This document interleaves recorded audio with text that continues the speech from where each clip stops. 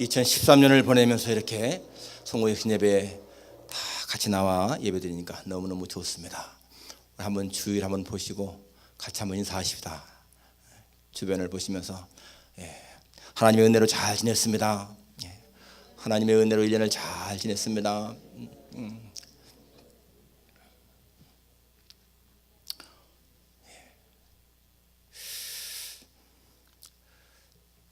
똑같이 뜨지는 해지만은 이제 내일에 뜨는 해는 새해 2014년의 태양입니다.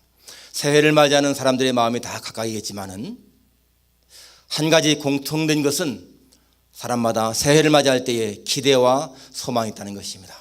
그렇죠? 소망. 세상 사람들은 희망이라고 말합니다. 희망. 새해에 대한 희망과 설레임이 있습니다. 지난 12월 5일 저 남아공의 전 대통령을 지낸 넬슨 만델라 그분이 세상을 떠났잖아요.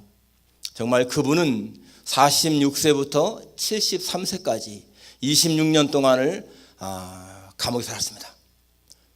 자기 나라의 인종차별 철폐 그 운동을 벌이다가 국가 반역죄로 종신형을 선고받고 감옥에 갔습니다. 그가 14년 동안 감옥 생활했을 적에 자기 딸이 면회를 왔습니다. 그 딸을 어릴 때 만나고 한 번도 못 만났어요. 그런데 그 딸이 성장해서 결혼을 했습니다. 그리고는 딸을 낳아서 그 아이를 데리고 온 거예요.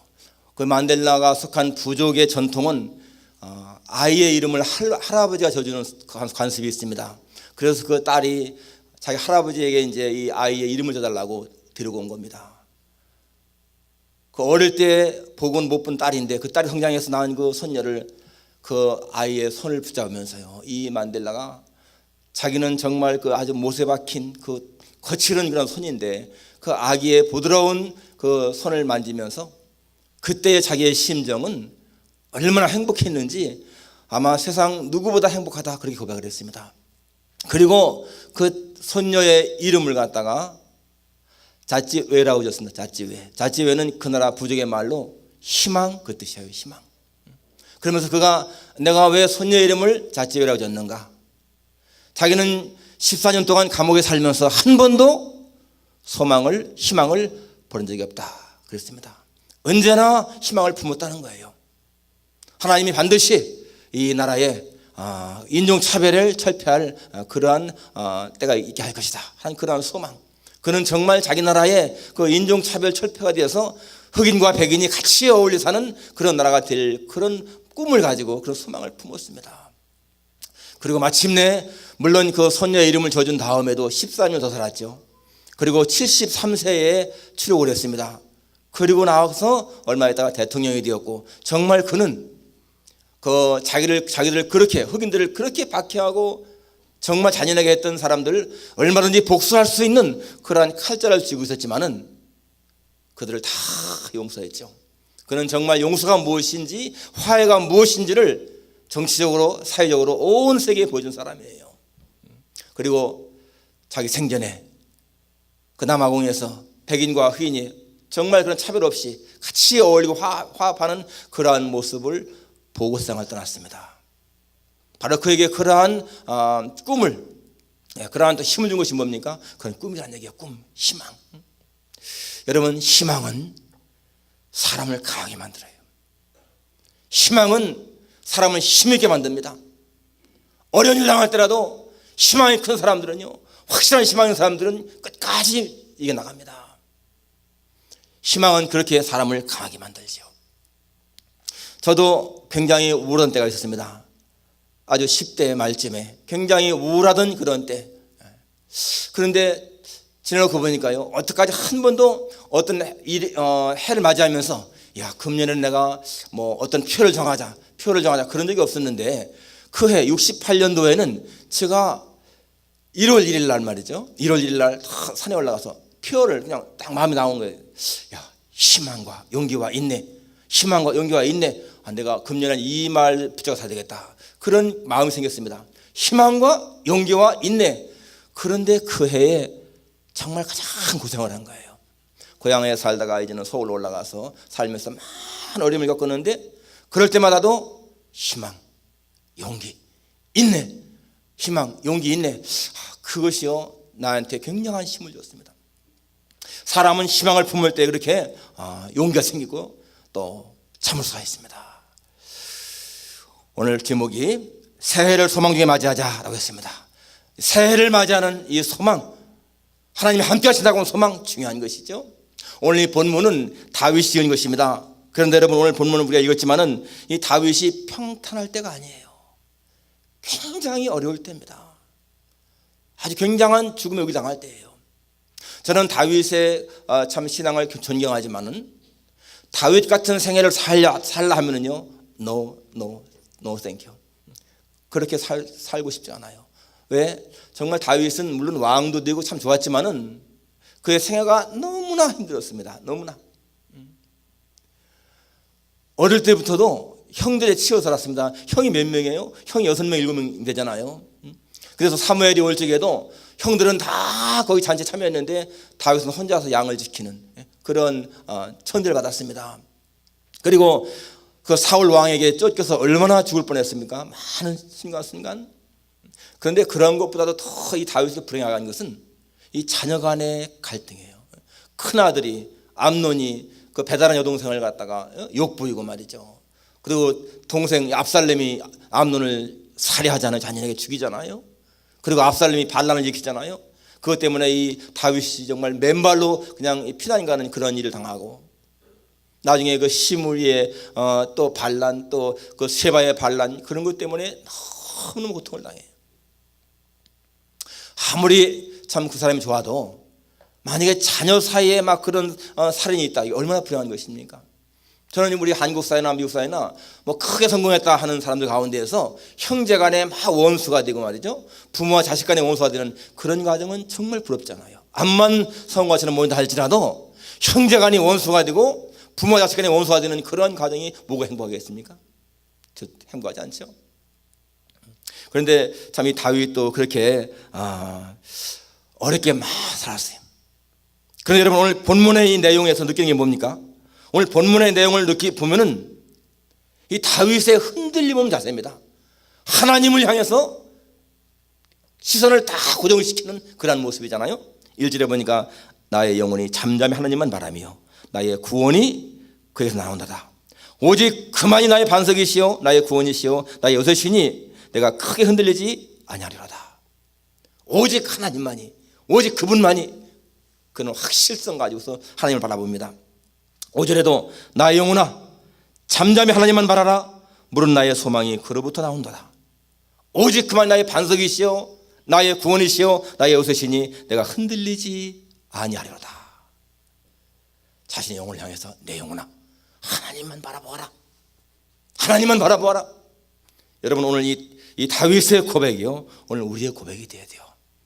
새해를 맞이하면서 정말 하나님만 바라보는 그러한 시선. 내 소망을 하나님에게 두겠다.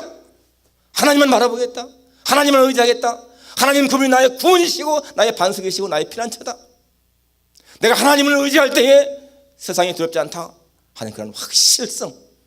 여러분 이것이 있으면요 우린 새해를 살아가면서 정말 당당하게 힘있게 살아갈 거예요. 나의 소망이 하나님께만 있다. 다윗의 위대한 면이 그겁니다. 다윗의 위대한 신앙이 뭐예요? 하나님만을 절대적으로 신뢰하는 그러한 신앙인 거예요. 사람을 의지하지 않냐고 하나님 말씀 앞에 절대 순종하는 그러한 신앙. 그가 저 애국에서 피해 다닐 적에도 하나님이 야 너 유대로 들어가라 그러면은 그냥 유대 땅으로 갔습니다. 유대 땅으로 가면은 사울에게 붙잡힐 수 있는데도 불구하고 하나님 말씀 앞에 그대로 순종하는 거예요. 바로 그것이요 다윗의 위대한 점인 거예요. 어려운 가운데서도 사람을 의지하지 않고 오직 하나님만 의지하는 그러한 신앙, 바로 그것이 다윗의 위대한 신앙인 것이죠. 커밍워크라고 하는 학자가 성공하는 사람의 그 4가지 요인을 말했는데, 첫째가 지능, 그래도 일단 지능이 높아야 된다. 또 지식이 있어야 된다. 두 번째, 세 번째는 기술이 있어야 된다. 그랬습니다. 지능이 있어야 되고 지능이 좋아야 되고, 지능만 좋을 것이 아니라 일단 지능이 머리가 좋아도 지식이 있어야 되는 것이고, 지식이 있어도 그 지식을 활용할 수 있는 기술이 있어야 된다. 기술. 그 다음에 네 번째가 뭔가 하면은요, 태도입니다. attitude, 자세. 그런데 그런 말하기를 이 attitude, 이 자세가 90% 이상을 좌우한다고 했어요. 지능도 중요하고 지식도 중요하고 기술도 중요하지만은 더 중요한 것은 뭐예요? 태도라는 겁니다. 자세. 여러분, 사람이 성공하려면 그 사람의 자세가 정말 중요한 거예요. 지난번에 북한에서 김정은이 자기의 고모부를 처형시켰죠? 그 고모부가 왜 자기 조카한테 죽었어요? 자세가 나쁘다. 자세가. 지금 김정은이 연설하는데 그냥 건성건성 박수 쳤다고, 여러분 그 불순한 태도 때문에 그것도 하나의 이유가 되더라고요. 중요한 거죠. 어떤 성경에 나오지 않습니까? 왕 앞에서의 자세, 왕 앞에서 예의를 갖추라. 중요한 겁니다. 태도. 태도 잘못되면 안 된다는 얘기예요. 우리 새해를 맞이하는 자세가 어떤 것이냐? 오늘 이 다윗처럼 그렇게 하나님만을 바라보는 자세, 그런 태도로 새해를 맞이한다면 여러분, 우리는 이 새해 얼마든지 잘 이어갈 수 있다는 것입니다. 자세 중요하죠. 긍정적인 자세. 우리가 신앙이 있으면, 하나님 의지하게 되면요, 긍정적인 자세가 되는 거예요. 긍정적인 자세, 열린 마음. 여러분, 이 세상은요, 부정적으로 보게 되면은 불만투성입니다. 부정적인 세상을 보게 되면 악한 게 많고 너무나 추하고, 왜 이렇게 부정이 많고 부조리가 많은지 정말 아주 보기가 싫은 거예요, 세상이. 그런데 우리가 열린 눈으로, 열린 마음으로 세상을 보게 되면 세상이 아름답게 보이고요, 사람들이 사랑스럽게 보이고, 세상이 굉장히 살기 좋게 느껴지는 겁니다. 야, 정말 이 세상 되먹지 않았다 이러는 것은 벌써 그 사람 마음이 잘못된 거예요. 하나님이 지으신 세계는, 하나님이 지으신 이 세계는요, 아름다운 겁니다. 여러분, 꽃 하나, 나무 하나, 하늘에 흘러가는 구름, 하늘, 이런 게 아름답지 않습니까?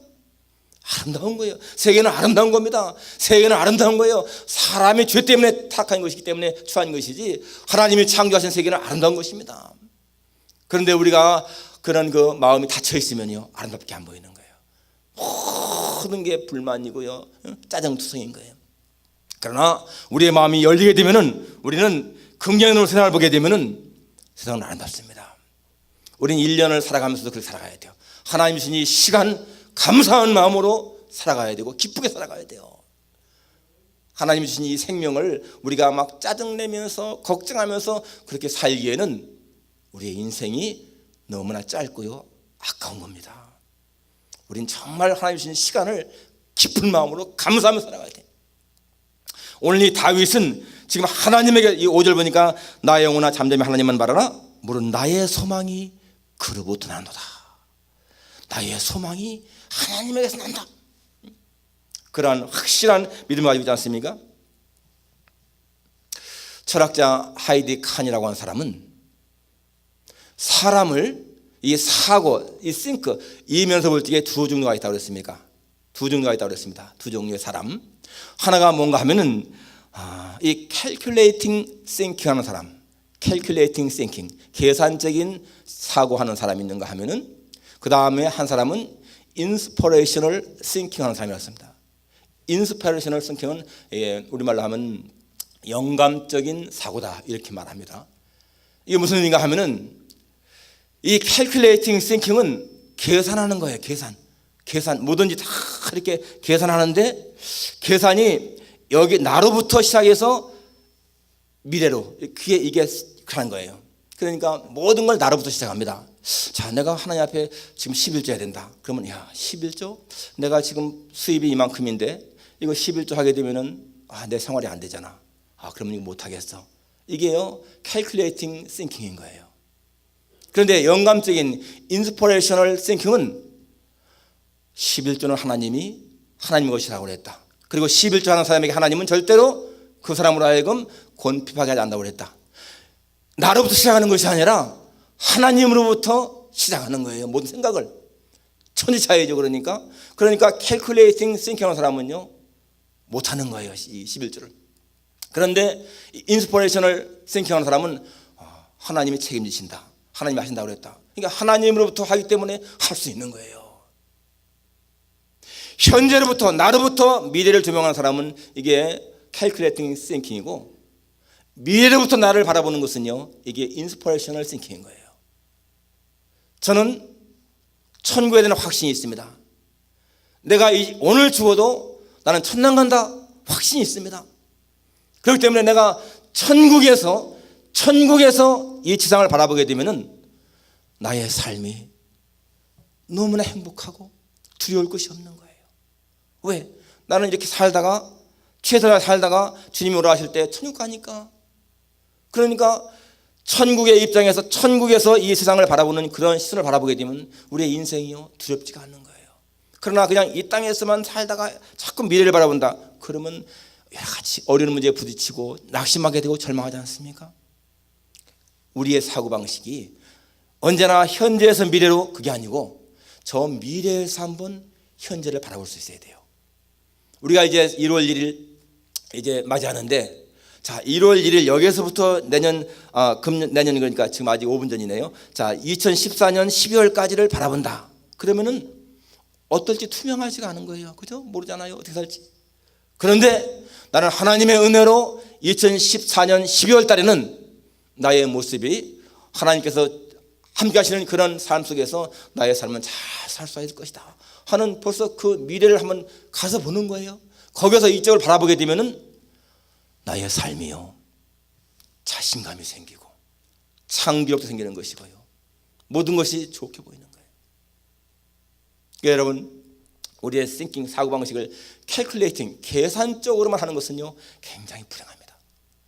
계산적이 아니라 언제든지 inspirational 영감적인 thinking을 하는 그런 삶, 바로 그것이 우리의 삶을 바꾸는 거예요. 제가 유학 처음 와가지고서 굉장히 힘들었습니다. 너무 힘들었습니다. 어떻게 헤쳐나가는가 막 그럴 때가 있었습니다.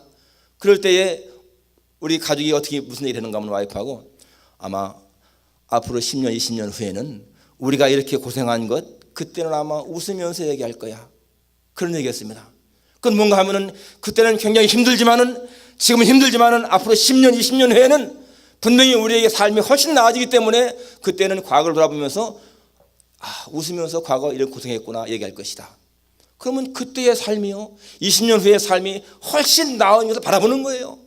바로 거기에서 바라보기 때문에 그때의 역경을 이겨나갈 수가 있는 겁니다. 오늘 여러분 가운데서 굉장히 힘든 분 계십니까? 한번 10년 후에 20년 후에 바로 그때의 하나님의 은혜 가운데서 잘 되는 것을 생각하면서 지금을 바라보십시오. 그러면 지금의 위기를 이겨나갈 수가 있는 거예요. 우리 홍 집사님 지금 정말 이렇게 암투병하시나 굉장히 힘들지만은 지금은 지금도 마찬가지입니다. 지금에서부터 자꾸 미래를 바라보면요 별 소망이 없는 거예요. 그런데 하나님의 은혜를 말미암아 깨끗이 나음받고 더 건강하게 하나님이 주신 축복을 누리는 미래에서 한번 지금을 바라보는 거예요. 그러면은 지금의 역경은 힘들지만은 이겨나갈 수가 있다. 힘이 생기지 않겠습니까? 바로 그것이요 소망인 것입니다. 우리는 그러한 소망을 가지고 이 2014년 새해를 살아가는 거예요. 사과 속에 있는 씨앗은 셀 수 있지만은 씨앗 속에 있는 사과는 셀 수 없다는 말이 있습니다. 여러분, 우리는 다 사과 속에 있는 씨앗은 셀 수가 있습니다. 그렇죠? 사과를 딱 쪼개가지고 씨가 몇 개인가 셀 수가 있잖아요.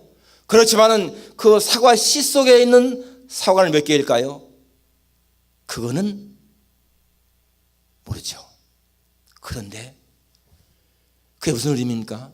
사과 속에 있는 씨를 세는 것은 육신의 눈만 가지고 세는 거예요. 육신의 눈 가지고. 그런데 사과 씨 속에 있는 사과는 믿음의 눈이 아니면 셀 수가 없습니다.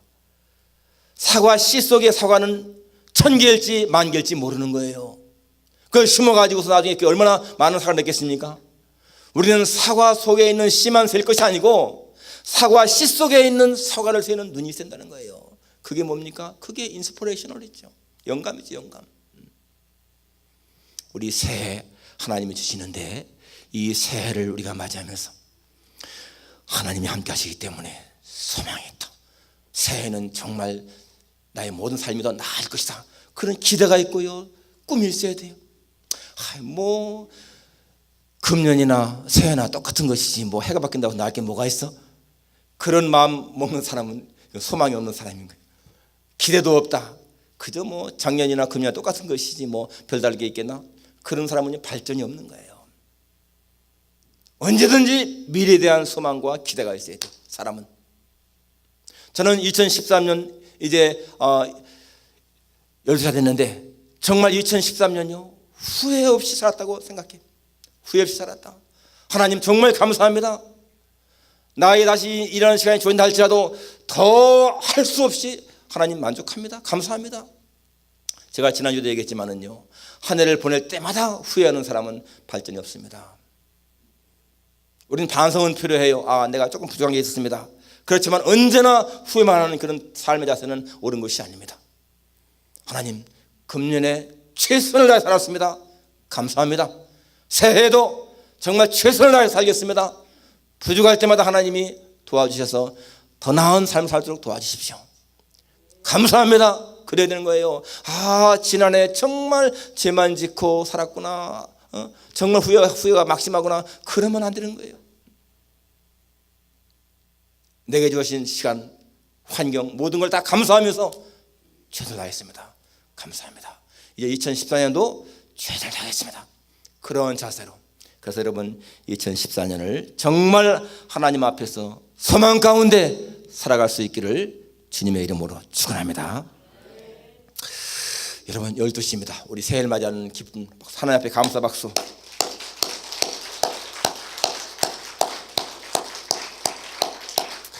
우리 이 시간에 같이 한번 통성으로